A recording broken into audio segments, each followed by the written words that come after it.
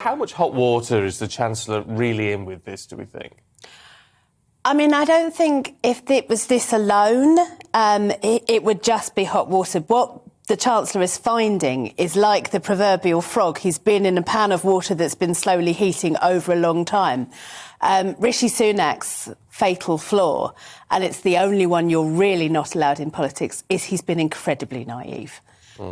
He doesn't understand the business he's in properly, and his inability to really see both his own flaws and have the people around him who could properly help him deal with those have just left him completely exposed, and completely exposed as something the country are just not willing to wear at this time, which is utterly out of touch.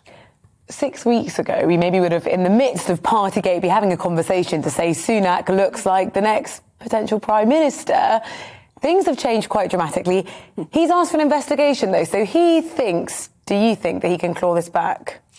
If he thinks an investigation that might technically go, well, yeah, you know, your missus is earning a bunch of money that, you know, probably should have come to the UK Exchequer, which, by the way, you're in charge of, but you told us in advance in a secret meeting, so that's OK, the taxpayer will completely forgive that. I mean, again, it's just naive. I was going to say, because an investigation is presumably going to come out and say there's been no financial wrongdoing. But we sort of knew that anyway. It's not about the legality of it, it's about the optics. It's about the optics. It's about his inability to understand why this might make ordinary people cross.